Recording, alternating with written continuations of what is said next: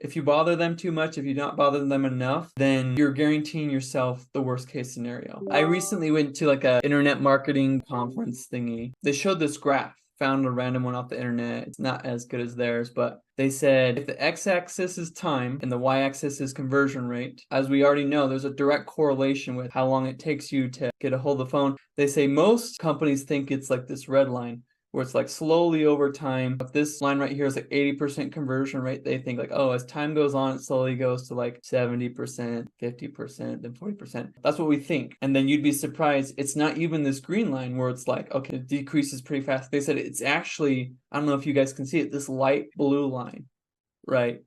And the 5 minute mark is right about here. If you don't get back to the lead within 5 minutes, your conversion rate drops multiple digit percent. If you can get back to them within 5 minutes, you can maintain your double digits. If it takes you up to an hour, you're probably getting closer to like 10% or single digit conversion rate. And if it's anything over a day, you might as well just sell the lead to your competitor, right? Because they've already gone with them. I love what Eric said. You got to answer the phone. You know, robot callers are going rampant nowadays.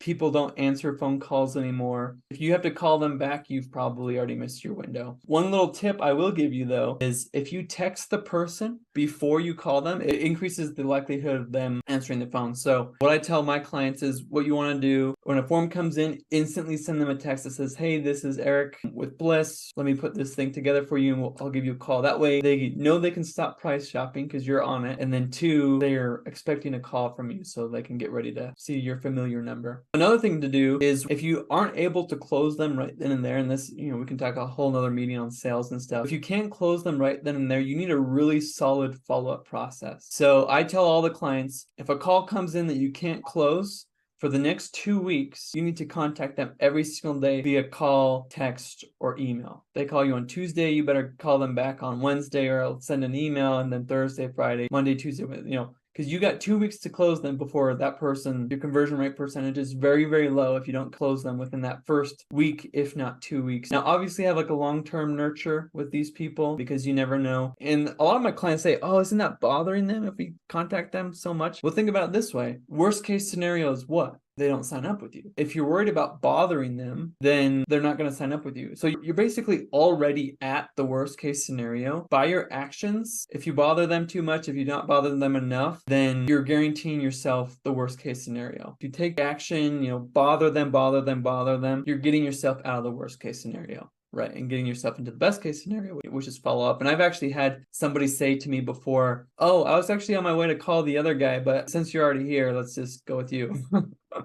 Right. Yeah. So it's funny, but don't be afraid to bother people. I've never actually heard someone say, please stop bothering, I hate you so much because you bother me so much, I'm telling you no. People would just say like, okay, we've decided to go with someone else, right? And Jordan, I wanted to add to that. I have had instances where that's happened and then you feel like this isn't going anywhere. They're not getting back to me. And then all of a sudden I get a call, text, email saying, hey man, sorry, I was out of town. Hey man, sorry, something came up. Or I really apologize, I've just been super busy. Yes, sign me up. Yes, let's go through with that. I've had that with leads where I get back to them within 5 minutes and they're not getting back to me.